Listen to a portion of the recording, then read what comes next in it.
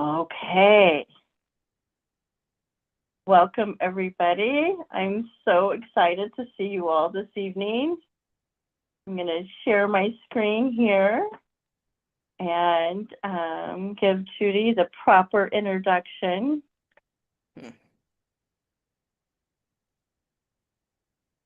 Welcome, welcome, welcome. There we go. Okay. Hello, and welcome, everybody, to the Nebraska Poetry Reading Series with Judy Brackett Crowe. We are thrilled to have her with us this evening. For any of you that are new to the Nebraska Poetry Society, we are an official nonprofit organization, and we rely on your donations to fulfill our mission. There is a QR code there if you would like to support us. And I want to give a shout out to Humanities Nebraska for their grant support, which allows us to pay all of our readers. And we are thrilled to be able to do that. We expand access, equity, in community, in poetry, and the literary arts, exclusive programs, education, and opportunities for writers across the state. We do a reading like this on the first Tuesday of every month. We always feature a poet who has a connection to Nebraska and has published at least one book.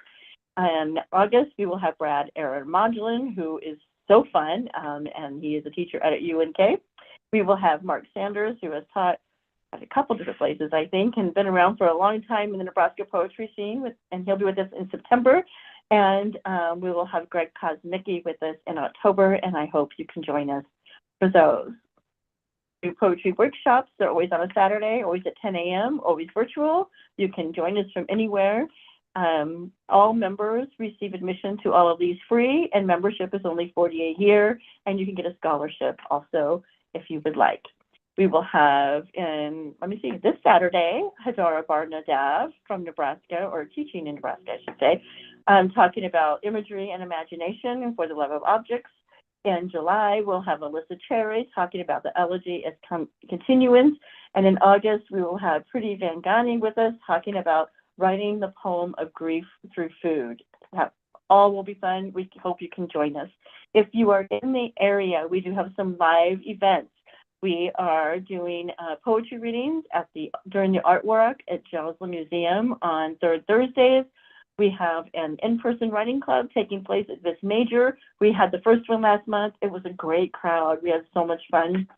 And then as part of the National Federation of State Poetry Societies, of which we are a part of, there was an annual poetry convention in Kansas, and you can check out the website for more information on that. That is just right around the corner. But we are all here this evening for Judy. And Judy was born in Fremont and has lived in the California foothills of the Northern Sierra Nevada for many years. Her poems have appeared in Oberon, Fish Anthology, Epoch, The Maine Review, The MacGuffin, Commonweal, Cloudbake, Subtropics, and elsewhere. She taught English and creative writing at Sierra College and is a longtime member of the community of writers.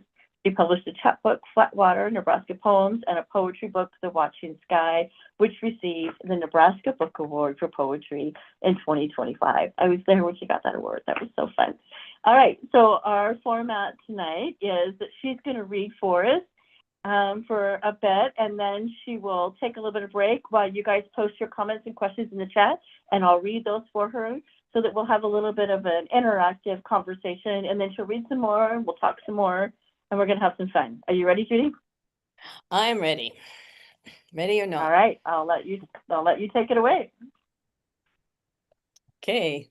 Thank you. Thank you so much, Charlene. It's so much fun to be here, and I enjoyed being in Lincoln at the awards. It was a really special time. Wonderful day, just some wonderful poets and wonderful activities. And sorry, that was my dog. Anyway, so I thought I would read a little bit. Maybe I'll just say something about well, maybe some questions will come up, but my first book was a chapbook called Flatwater, Nebraska Poems. And as I said, I was born in Nebraska and lived there as a child and moved to California. And I've been back many, many times to visit relatives and to see the sandhill cranes in the central western part of the state. I try to go every couple of years or so to see them. And there's just something about the place. And one of the things that I have an epigraph in my book, and it's called The book is What You Know First. I don't know if you can see this. What You Know First by Patricia McLaughlin. And it takes place in the, I guess the 20s or 30s in the prairie, on the prairie, and the family has to move. They're just not, it's not a comfortable place. Things aren't, well, we know what happened. We talk about the dust Bowl or hear about the Dust Bowl. So that was part of it. But the little girl doesn't want to leave, and she puts up a fuss about it. And her father tells her, what you know first stays with you. And I used that as my the epigraph for my book, Flatwater. And I think it really does. I'm a part-time Nebraskan, part-time Californian, and I don't know which is the bigger part of me. So I thought I'd just read a couple from here. What'll I start with here? Well, this one kind of sums up. I lived in town, a little town, Fremont, which is near Omaha and Lincoln, but my aunt and uncle had a farm outside of Nickerson, which is a really little town. And I spent lots of time out there, summers and other times. I practically lived out there, my brother and I, during the summers. And here's a poem that grew out of some of those experiences. It's called How to Make Ice Cream. Be a child in a middle place, a place of north, south, east, west, go on forever roads. Think about one day going on forever, west or south on one of them. Think nothing of snowdrifts taller than you or flooded pastures, thin milk that tastes like grass. In the summer, stay with relatives who work the farm from dawn to dark, who let you be you, not deciding or thinking about it, just allowing. One early July morning, perhaps the best day ever. Gather windfall late peaches, just the southwest side of ripe, wash and peel and mash them. That afternoon after church, the aproned aunts, uncles in their Sunday clothes, a couple of grandmas and grandpas, your mom and dad, brothers and sisters, a passel of cousins and dogs, and the usual flies have gathered. Bed sheets drape the hilly tables on the side yard with potato, jello, three-bean salads, fried chicken, buttermilk biscuits. Uncle prepares the old bucket, tin in another bucket, wood staves, dasher and crank, chipping ice from a block the size of a boot, while Aunt simmers this morning's milk, bluish, cream-topped, with egg yolks, sugar, vanilla, and stirs in your peaches. The kids take turns churning until the crank says, no more.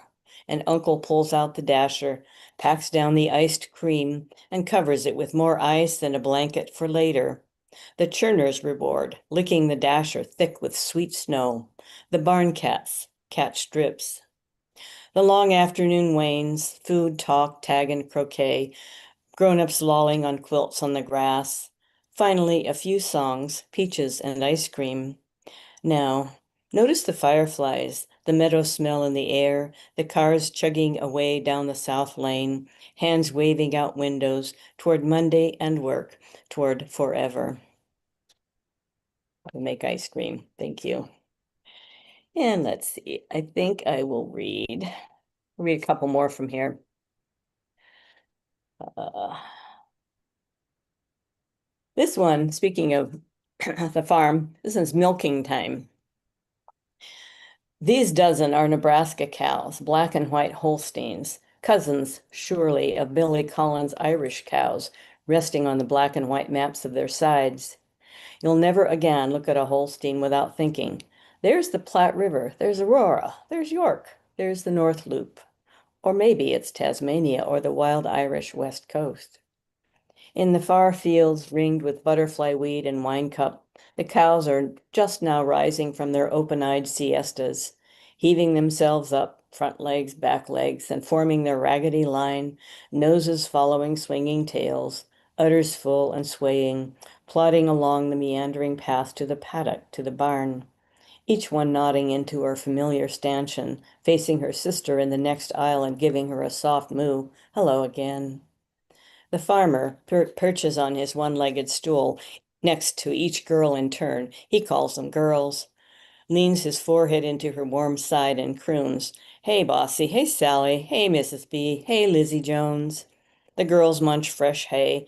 A half dozen yowling barn cats wait for a squirt of warm blue grassy milk. and a fifth of the globe away, some Irish farmer does the same. Fiona, Ailish, Nora, Missy O'Byrne. Okay, what else am I gonna do? Thank you. Let's see here. This one's a little lighter. Well, maybe we'll see. Instructions to the new chicken farmer. Come springtime, buy a few chicks from Miss Aggie, settle them in the brooder, move them to the new coop when they get feisty. Let them run about the fenced pasture to forage for worms and bugs. Give them table scraps and organic feed. Watch them peck and prance and scuffle in the yard. Watch them grow. All summer long, think of family picnics under the elms, twilight, pink sky suppers on the side porch, and think of chicken, rosemary rubbed and roasted, grilled veggies, warm peppery biscuits, or batter dipped and fried, crispy skin, potato salad, home canned pickles, or marinated in lime, cilantro, and orange zest, homemade tortillas, salsa fresca, and always your tender side yard lettuce, drizzled with milk and sugar and cider vinegar. Every evening, cast handfuls of corn from your apron pocket to your little flock. Do not give them names. Give them fresh water, fresh straw in their cubbies. Praise their shiny coats, their bright eyes. Listen to the music of their gurgles, clucks, and wing flaps.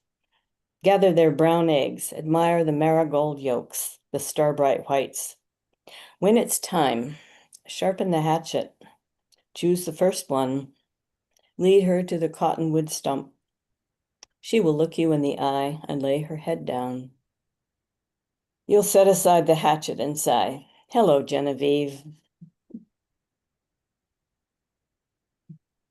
Thank you. And let's see. Read one more from that kind of series here. It's called Potato by Moonlight. "Sweets for the sweet," the grandfather says, handing the girl a carrot, still dirt warm and dirt damp, as they walk along the rows of potato hills, eating carrots, pulling off potato bugs, filling a dusty feed sack with their odd-looking, wriggling insects. In the evenings, she sits with her grandmother on the porch swing, snapping peas, eating a few, humming along with the peas pinging in the blue-speckled tin bowl, the swing creaking, the crickets cricketing, the grandmother talking about blizzards and babies, a tea towel piled with radishes and a hillock of salt between them. The girl tosses radish tops and pea pods into the potato bug bag, shakes it, and weaves through the last fireflies across the lawn to the waiting, scolding chickens. On her way back, she detours through the garden, pulls up a potato, pauses at the spigot to rinse off the dirt, and eats it in the moonlight, thinking that there is something of the moon in the taste of these vegetables, and something of sadness too. Let's see, maybe one more here. Oh, I mentioned the sandhill cranes, and as I said, I didn't get back this year. It's been maybe 3 years ago was the last time I went, and it's a kind of a long drive. So you fly into Omaha and you rent a car and you drive hundreds of miles, it seems, straight across Nebraska. And I think the speed limit is like 80 miles an hour or whatever. And it's March, it's late March, because that's when the cranes are there. And it's quite an adventure. And then you get to Grand Island, and there are a couple of places along the Platte River where you can see the cranes and hang out. You can go to the early morning, you can go into a blind, like you get there at 5 o'clock before the cranes wake up, because they're all settling in the Platte to sleep at night, or you show up late at night or early in the evening when they fly in from the fields, and you get to watch them, thousands of them. It's pretty spectacular. So I wrote this poem. It's called Migration, the Gathering. In the cold twilight, sandhill cranes gather in cornfields along the river, the beautiful river, countless flocks of 10 or 20 or more, gleaning snacks from the cropped stubble below before lifting off and settling on sandbars in the frigid waters of the Platte. On the icy bridge 100 yards away, 7 silent watchers gather, their noses burning and dripping, fingers numbing, and set up tripods and fancy cameras, no flashes allowed. While the cranes fidget, making gargly, warbly noises, elbowing one another, checking on their mates and their spindly-legged young. Colts, they're called.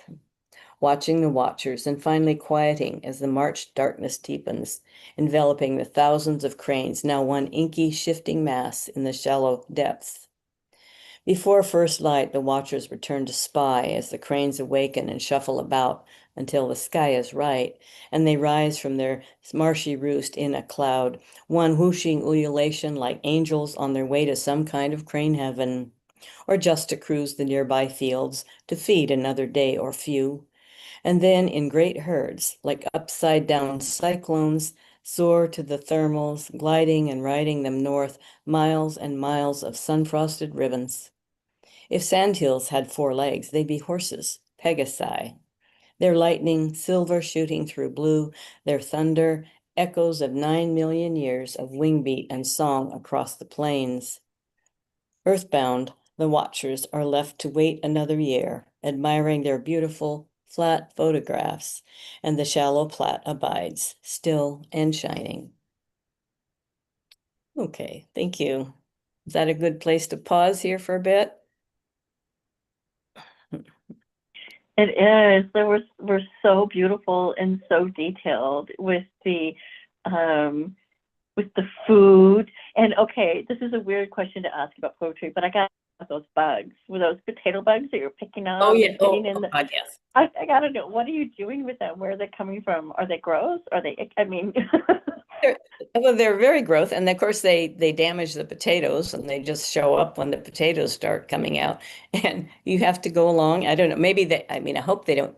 Maybe some people use pesticides. I'm sure commercial potato growers do, but we would go along and we'd pick them off, put them in a bag, and then take them to the chicken coop, and the chickens ate them. And so it was kind of a nice little circle of of feeding good protein to the chickens and saving the potatoes. So. yeah. Yeah, that line where you washed off the potato and took a bite of it. And I grew up in Kearney, so a city, but Oh, not hmm not too a lot, not nothing like Omaha or anything, but a lot of our friends lived, in the country, so we knew a lot of farmers. And when you mentioned the taking the bite of a potato, and I thought I used to do that back I, in the day. I did You too. can't do that when you get them from the store. It is Oh not no, the same. no. It was a snack. We would take a raw potato and put a little salt on it and just eat it for a snack. They were really tasty. Yes, Yeah, yes. I had totally forgotten yeah, that yeah, little piece from my childhood until you read that. yeah, That detail just brought so yeah. many things back. Um, and I want to talk to you. So going to the poetry, your first poem was in use that third person you. Talk to me about your choice in using that, and what makes you choose that point of Well, view. yeah, that's that second person, right? You to talking to someone. Yes, Many of these, thank you. yeah, Yes, that's what I. yeah, many of these poems are, at least start out with memory, and we know how imperfect memory is, and sometimes you have to fill in the gaps with what might have happened or should have happened or whatever. But the I rarely use the I in poems. I use she, or I use you, and I kind of wanted to just thinking about becoming as a young person, as a young girl, and telling somebody how you might do that. And there's just a little bit of a distance. If I had started out and said, I was a child in this middle place, and I lived or I went to the farm, and my uncle made ice cream. There's just a little bit of a distance, and I would hope maybe some kind of universal aspect to it, that might relate to someone else's experience. Yeah. So it was so in your mind, you're kind of bringing the reader in to say, this is how you do this. This is how you can be a part of this. Mhm. This is Yeah. the instructions that I'm giving you. hmm Yeah, Yeah. that's beautiful. Thank you. So do you find yourself writing about the California landscape as much as you do Nebraska, or do you go back to I one or the other more? I I really do. I have well, I've spent many more years in California, and I live in the foothills. Lived for a while in Marin County, which is near the ocean. So I know the ocean, I know the ocean, I know the city, San Francisco, and now the foothills, the mountains and the trees. So and the birds. All of those things are kind of obsessions of mine. But it's interesting. In fact, I have a poem that I might read a little bit later, which when I try to pull both of those places together, um, it's called Home Skies, and it's so different when I go back there. Here, I look out the window and I see trees and I see little bits of sky here and there, and it's wonderful. But we all know what Montana is supposed to be big sky country. Well, so is Nebraska. And it's sort of overwhelming to go out there. That is a very big sky. But it's all part of who you are and who you've become. And so, yeah, I'm both. Mhm. Yeah, the sunrises and sunsets, when you get outside on the prairie are just the only thing that's beautiful to me is when you see it over the ocean, because Yeah, it's the only other time you get that big, huge yeah, that's true. expanse. That's true. There Yeah. are places here. My sister lives in a nearby town, and she's up high enough, and she gets some pretty gorgeous sunsets. I can see it through the trees, but it's very different for sure. Yeah. So Kathy has a comment, and then I'll let you read again. And after you give her some feedback, she says, Judy, as you were reading, it took me back to my childhood, as it did me, because such great sensory description. All these many states away from Nebraska, Kathy says, we had chickens, milk cows, potatoes, and potato bugs there too. Of course, you see. Oh, that's great. Oh. Okay, so shall I read some more? Okay. Um,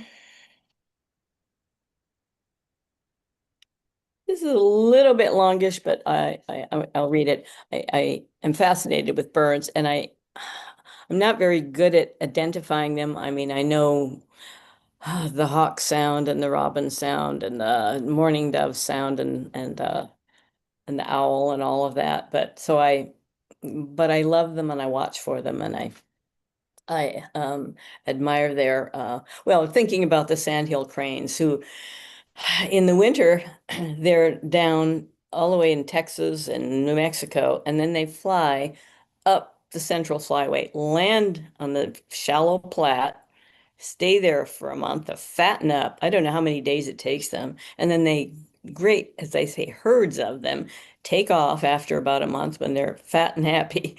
And they fly to their nesting grounds way up north in Alaska. And they have they lay their eggs, they have their chicks, and then they go back the other way again when the seasons change. And they've been doing it. They're kind of dinosaur looking creatures or from that era. And they've been doing that for millions of years. And so I there's and you think about there even some of the little wrens, they fly for like days in air. I don't know how maybe they sleep and their radar tells them where to go. I don't know. But anyway, this poem is called Ornithology. And there are 5 parts here. Birds I have never been, never known, never seen. Flamingo, spoonbill, sad flycatcher, bar-tailed godwit, blue-footed booby. 1. After reading Wendell Berry's The First Man Who Whistled Thought He Had a Wren in His Mouth, when I opened my mouth to sing, a house wren flew out, feathers swirling, chirping like crazy, and trying again to find my song, I watched the tiny bird circle the butterfly bush that never grew a single butterfly, not even a moth, and waited for the new strong alto voice I hoped would rise. Birds that used to be, and are no longer. The Seychelles parakeet, the Réunion shelled goose, the laughing owl, elephant bird, great auk, Marianne white-eye. 2. Flocking together. There were no birds in my childhood, unless you count Thanksgiving turkeys. or chicken on the farm in the cubbies in the coop. Sneeze-inducing straw motes, feather motes, dust motes, airless, stuffy smells. Always the cranky hen, I called her Frida, declining to give up her treasure, squawking, pecking my fingers as I tried to ease the warm egg from under her matronly, pillowy self. Gentling the 6 or 8 eggs into my basket, I wondered which yolk would hold threads of red. One of Frida's? She was the chicken I wanted to be. Birds that never were. Great Plains penguin, three-legged magpie, North Pole toucan, Percy Shelley's wirt. 3. Red-tailed hawk wakes the morning, soars, screeches, 2 insistent syllables claiming the air, dipping and gyring higher, highest, keens. I am, I am, I am, I am. Birds I would never want to be. Turkey buzzard, pigeon, woodpecker, shrike, rooster. 4. Black Phoebe and Crowe.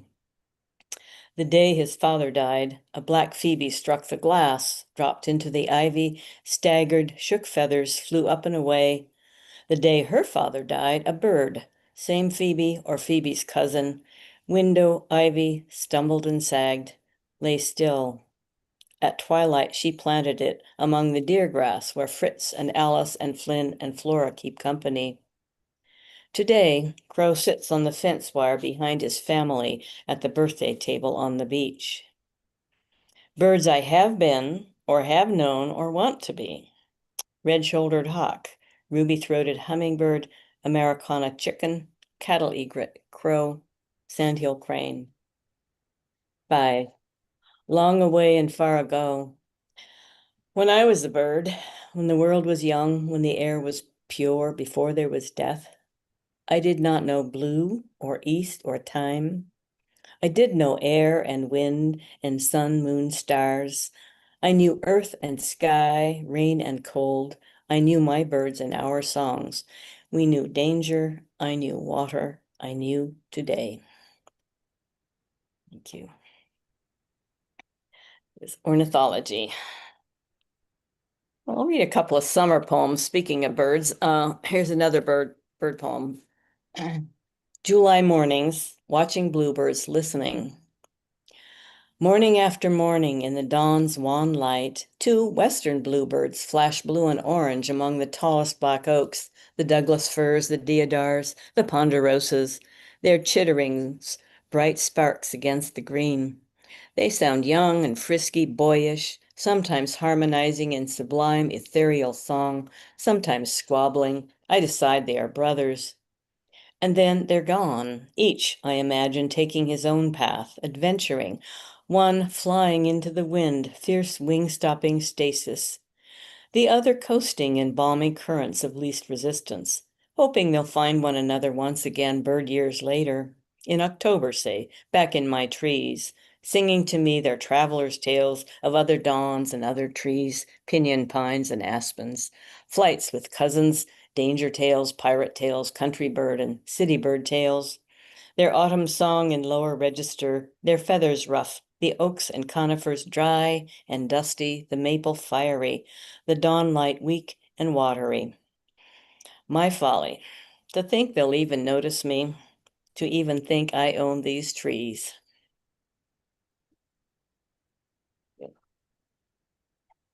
And let's see. Need a couple more from here.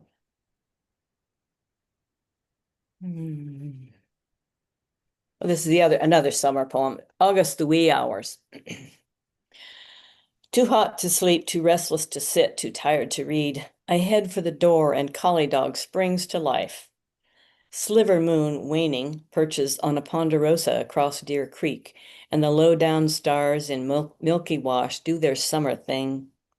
The air goosebumps my skin, and I'm happy, grateful to be here, grateful for night sky and sweet-smelling breeze. Neighbors' windows are open, sounds drifting out, law and order percussing, TV preacher exhorting, the devil's amongst us, send money. Now, music rides out on the scent of a spice bush, violin, arpeggios, trills. 3 quiet, dark houses, then a powerful snore and a woman's voice. Hey, coffee's ready. I almost call out, make mine decaf, please. We sit on the curb that holds yesterday's heat and listen and breathe. Watch free-falling Perseids and hunters and sisters, and the moon inching from pine to cedar. Red light on the mountain. Sprinklers hum on, dog woofs and I laugh. Time-challenged rooster, cockadoodles. This night's not made for sleeping. We stroll past a house that's lit up like Christmas. On the lawn, bears and flamingos. Silhouette he behind window shade asks, why did he leave her and where did he go? Silhouette she asks, where's the remote? Tabby cat wades through the grass, collie dog follows, tail swinging. I sigh and say, let's go round once more, hear what's on TV now. Besides, I want answers. Why did he leave her and where did he go? Thank you. Watching my time here. Here's a little poem that I don't know where it came from. It's called When the Seas Were Prayers. Long away and far ago, when trees were churches and seas were prayers and wrens could talk, you could look to the skyline and hear song, mournful, beautiful song, children's choir, earnest, almost tuneful voices song. You could listen to the winds and see and almost touch the rest of your long life in swirling plum blossoms and turn each corner, knowing that a sweet surprise awaits. The child you were, the children you will have, even love itself walking toward you in the blue fog morning. Although low clouds and the cards may tell you otherwise, the wrens will let you know that all will be well and that the tree churches and the sea prayers and the song blossoms will fill your life, however long. Okay. Should I do one more or should we talk?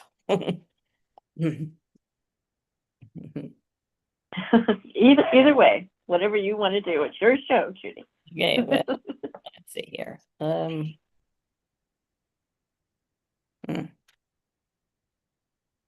Some of these you kind of have to look. I try to work, I work in different forms sometimes. And maybe I'll just do this one if I can find it.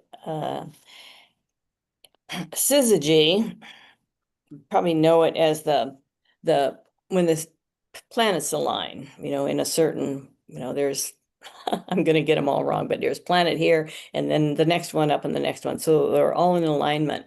And so the whole notion of syzygy means things kind of in an orderly pattern. And there's a poetry form, and I don't know how official it is or how long it's been around. I should look that up, but it's called the syzygy form. And it goes in blocks where you have just 4 syllables per line. And then you arrange those 4 syllables in kind of stanzas across the page. I don't know if you can see this, but this is, I don't know, can you see it? That's the pattern of it. And each of those individual lines has 4 syllables. And then it reads across. There are 3 stanzas, or 3 stanzas across, and then 4 stanzas down. It's called Syzygy, the full long night's moon. Farmer yoked to plow to horse, to straight furrows that run from barn to drying up creek. Barefoot girl, old dog at her side, leans against a leaning fence. The 3 a kind of earth drawn to this strange moon in dry December air. This is the night the world might end, the night the world should end, and the wobbly earth shrink from light to shade to darkest night, evaporate. There'll be no pain, no sorrow, not a whimper, just momentary clarity, then oblivion. Jupiter, that old bully, pulls, and everything begins to end. The farmer, dead to the world, cries out from his green dream. The horse in his cheerless stall shuffles, nickers a low response. The girl smells wood smoke, tastes honey. The dog quivers, gives a silent, cold howl, lies at her feet, and they watch the full, long night's moon turn fire red and the flames flicker and die. swallowing the night, and soon all the lights go out. Okay, maybe that's a good place to pause. Mhm. I was looking for a description of that to put in the chat, but you know what? There just aren't great Yeah, I descriptions. know. I know. Hmm. Yeah, and I'm surprised that there's nothing on the Poetry Foundation or poetry.org. So Well, I might have to. I don't know. I think it's just kind of a little made up thing that few people did, and I found it, and it seemed to work with what I wanted to do with that poem. So Yeah, I've seen it before. yeah, Yeah, yeah. yeah, yeah. It's kind of it's cool, and I like how you can read it in so many different ways. Mhm. Mhm. It feels very ADHD friendly.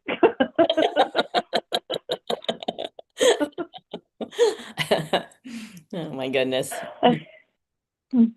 So Beth Ford had a comment, and she loved how you use goosebump as a verb, and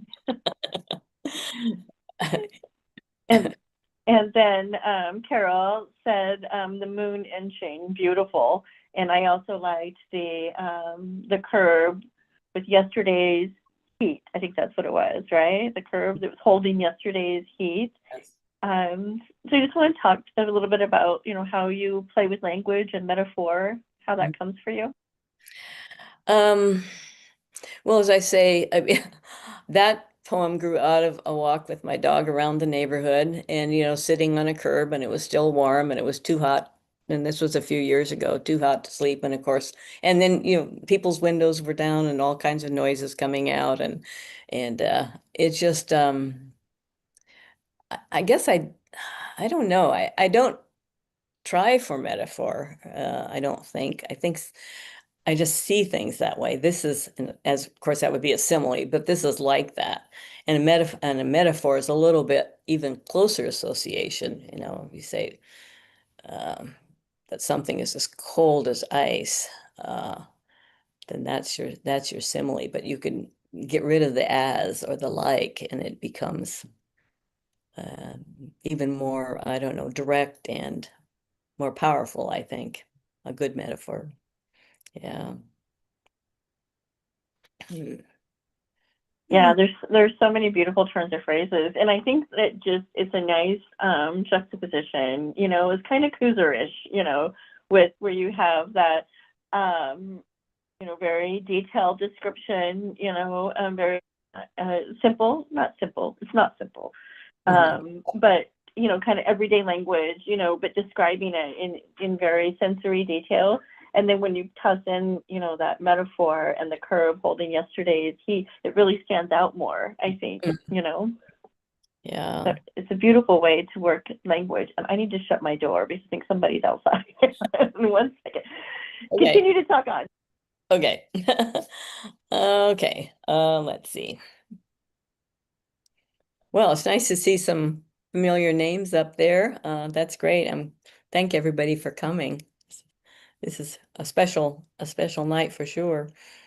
Okay. It is. And I think we're ready for you to read again, and there'll just be one more break. So make sure you get all your comments and questions in the chat for Judy, and I'll let you take it from here. Okay. I think I'll read one more poem from here. It's the last poem in the book. No, I think I'll save it for the last poem. That's what I'll do. I'll read some new poems that these are none of these has been published yet. In fact, maybe I'll start with that one I mentioned that kind of compares Nebraska and California and some of what that means to me. It's called Home Skies, and it is a first person poem this time. May I borrow a springtime prairie sky stretching from here to everywhere, with colors of birdsong, with wind and traveling clouds, with sandhill cranes by the thousands, flying in, dancing, feeding in the winter fields, sleeping in the shallow Platte, pausing on their long journey to ice. One sleet falling December dawn, I'll toss that wide sky above the ponderosa arrow tips and let it warm this winter place. We'll give it back in a day or two. Need it only now and then to remember where I started, where I sometimes want to be for a little while. And later, when I'm far from home, beneath the same but always different prairie sky, the horizon impossibly far away, I'll ask to borrow my own Sierra blue, hemmed in by those pines, those mountain tops, a smaller stretch of blue, to remind me of my borders of my own safe nest in this world. So I think, and I know, well, I still have relatives who live in Nebraska, and actually, one of them, my cousin, I had lunch with in November. One of the cousins, they moved to California for a little while, and they had to go back to Nebraska, and so I think there's a richness. I mean, there's a different kind of richness from being born in a place and living there all your life and knowing it as intimately as a place and the people as anyone could ever do. And there's a different kind of richness in having two places that are home to you for whatever reason. And I do feel that way. Um, this one is uh, a new one. This was the A to Z of starlight. One of my other obsessions is the night sky. And it's tricky because everybody writes about the moon and the stars, but so it's hard to find something different to say about them. But this is called the A to Z of starlight. The night sky shrivels, spews light. From robin's egg to lapis to cobalt, the night grows cold. The girl, second story, third house from the corner, sleeps through the night under ceiling stars and dreams of blue tomorrows. The other girl, third story, four houses to the right, slips into a glacier blue dress with ink black velvet bows. Tonight's waxing gibbous moon remembers the night's A stars: Acamar, Adara, Aldebaran, Andromeda, Arcturus, Aza. The black oaks, the black oak's night leaves glisten and curl, oblivious of blue, of A stars, of B stars, of Cassiopeia, of every last star that's not even a star. Okay. And here's another one. The chickens. For some reason, chickens show up in so many of my poems, and I'm not quite sure why. Um, this is called "It is June. It is this moment. It is." She follows the damp black furrows in the corn not yet high enough to blot out the house and barn and silo and coops. She'd only have to turn around to get her bearings, but she'll walk this way until everything vanishes except the leaf rustles in the always wind and the scuttles of field mice she hears but never sees. She will know at last that she is the only one. There is no house, no barn, no creek, no cattle or chickens, no dog, just the corn, the mice, the lone cottonwood rising into blue. Okay, my time. Okay, read one more. I'll read this last one in the book. It is called At the End of the Day. Oh, I should mention, I mentioned Lewy bodies in here, and it is a brain disturbance in which different portions of the brain, it's not like an Alzheimer's situation which grow plaque, but they actually grow, Lewy bodies are actually new cells in a different part of the brain. And Lewy bodies cause Parkinson's disease, and they also cause a different kind of dementia, Lewy body dementia. And so that's what those are about in here. At the end of the day, because I could not stop for air, I learned that something there is that doesn't love birdsong. Even though I live in this pretty how town, there's a fire somewhere else, not far from here, or will be. And even though on the porch railing there's sun tea brewing as gold as the runaway St. John's wort that strangled the wild clematis, I know that articulated buses in Seattle are still taking the corners like geriatric camp caterpillars. And the boy at the inn in Tosco is still sweeping the dirt and watching the revolving flirty young girls. And the green piñata spills broccolini, sugar peas, and organic grapes on the baby's tears. And the two-trunked oak threatens to split, to send its wider leg crashing into the copse of native dogwood. And day after day, The water's edge warns and invites. When the robot neurologist via video asks the patient to raise his arms, his right leg, his left leg, the patient cannot. And I picture Lewy bodies as other planets, other stars that died dark years ago. At the end of the day, I go to sleep, except when I don't. And last night, star jasmine and linden blossoms sweetened the air as one airplane, red lights pulsing, and one satellite sailed north by northeast on the opened sky road.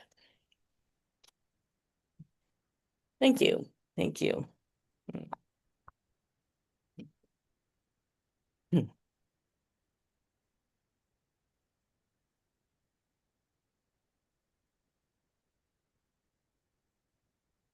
Can't hear you. I thought I clicked it.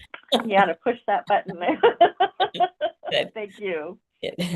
Um, so I would love to hear about your journey as a poet. You know, what got you started writing poetry? How did that develop for you? And what's next for you? Oh gosh. I mean, I've been writing all my life, I guess, since I could do it. I remember, in fact, I'm not even sure the name of the school, but in Fremont, I would write things and I would show them to the teacher. And one day, the teacher let me go into the stock closet and she had special paper there. She called it fool's cap, because I wrote on the kind of newspaper quality paper. That was what I was writing on. And so she had me write some of the things I'd been writing on this fool's cap paper. I don't even remember what it was or whatever happened to it, but that's kind of my first memory is like second or third grade of writing. And I don't know, I've always done it. I love to read. And I been doing it all my life. And I taught for a long time. And in fact, mostly I was writing short fiction early on with some poetry. And teaching, and I taught English and creative writing. And so I didn't have a whole lot of time to do it. So a short story or a poem was easy to do. And in fact, I have half of a novel I'll never finish because I just won't. But so I just, and then I don't know. And then once I started teaching part-time at the community college, I had a little more time. And then, my kids were growing up and we were busy. And so there were some, Tildy Olson, she's a wonderful fiction writer. She has a book called Silences. And she talks about particularly women and that there are so many things going on that there are silences in their life, even though they might want to be a writer or an artist or whatever, and they have to wait for the time to be able to do it. And so I don't know, I've just been always doing it. I just wrote and wrote and wrote and didn't really do anything with it. I had several things published in journals and things, and I decided I had enough to do this little chapbook, and then I had enough more. In fact, I'm working on putting together another book. So I don't know when that'll happen, but it's in progress, book of poems. So it's like I don't know whether whether it's a blessing or a curse, because it's one of those things I can't not do, So mm, Beautiful. mm. So Carol wants to know what book you're reading this week, and I would add to that if you want to talk about some of your favorite poets that you like to read. Oh gosh. Well, I just finished a book. It's a brand new book, and I'm going to give it to my daughter and my granddaughter. It's called Labor, and it's a book by an Iranian American woman who is an obstetrician gynecologist in Portland, and it's a memoir of her time in Iran and her time. She operates a mobile, bought an RV, a mobile obstetrical gynecological RV, and that's where she sees patients, and she's doing it right now in Portland. So I read that, and I also read. I'm reading. I read. My guilty pleasures are the Louise Penny mystery stories, the Armand Garmash stories. I love those. Yeah, I've always got a book. Favorite poets, I have so many. I love Linda Paston. I love Stanley Plumley, Robert Hasson, Brenda Hillman. We have a great poetry festival up here in Nevada County, and they came to visit, and Ross Gay came last year, and so I have so many, and I have a book of poems or several books of poems and on my bedside, and I just read a couple every night before I go to bed. So um, too many to name. There's so many good ones. Yeah. You're in a great area where you have the opportunity to see so many wonderful Yeah. poets. Yeah. Yeah. You're lucky. Uh, the, I got my MFA in Oregon, actually, from Pacific. And so I know a lot of people from California and also from Portland, and I'm so jealous of all of the opportunities that they have there. Yeah. But we're going to build them here in Nebraska. We're going to Good. make it happen. You are doing such good work there. I was so impressed last November and so impressed, just happy to find out about all the good things you do. Yeah. Hmm. Thank you. So what's next for you? Well, working on the next year's poetry festival. It will be our 11th annual, where I can't name any names. We're coming up with some really good, important writers, as well as we local and regional writers. And it's a whole day long thing. A month before it, we do what we call fringe events, and a group of my friends, five of us women poets, we've been doing this. We call ourselves Five Nevada County Women Poets, and we've been doing a reading prior to the festival in April for 10 years. And we have things, a poetry pub crawl and all kinds of wonderful things. So working on that. And I'm working on this, trying to organize this book, trying to order things and that kind of thing. So yeah. Is there a website for that festival that we can put in the chat for Yes, everybody? yes. It's sierrapoetryfestival.org.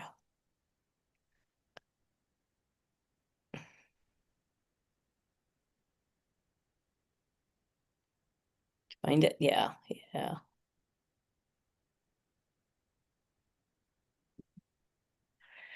Found it. Put it in the chat. Is that the right one? Yes, every April. Yes, yes, yes, that's the right one. Yeah, so we get a good It sense looks of. like you have a lot of people. What's the attendance like? That room looks big. It is a big room. It depends. People kind of come and go all day long. A couple of hundred, 300 or so, and then off and on during the day. And then, as I say, this whole month-long series of other kinds of events draws in a lot more people. Yeah, yeah. That's great. Mm-hmm. That's exciting. I'll keep an eye on it. Yeah. All right. So this has been a wonderful evening. Is there anything else anybody wanted to ask or say to Judy before we go? And Judy, you want to give a shout out to how people can connect with you on your social media or website? I'll, who they can follow so that you know when your next book is available. Well, I have a website, and it needs updating, but it's there, and it gives you a sense of what I've been up to.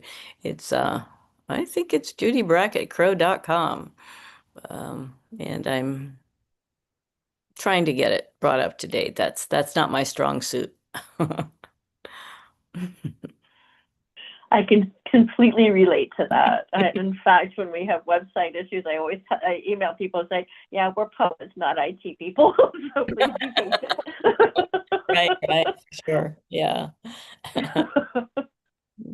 Yes, it's a beautiful cover though with the cranes on it. That's gorgeous. Okay, I put her website in the chat for everybody. And Carol wants to say thank you for sharing your poems. This has been a wonderful evening. Thank you so much for sharing your work with us. Emily also says thank you. I feel like I know you. I know a little bit about being in Nebraska from your poems, and what a wonderful gift that is when you can create that scene so well. Oh, well, thank you. Thank you so much. So happy to see people here, and I definitely would recommend this series again. I've looked at a couple on YouTube. I didn't know it existed until you contacted me. So this has been great. Something new. All right. Thank you so much. Kathy also says this has been wonderful. And she thanks you. And I thank all of you for attending and Judy for being here. And have a great night. Take Okay. care. Thank you. Bye-bye.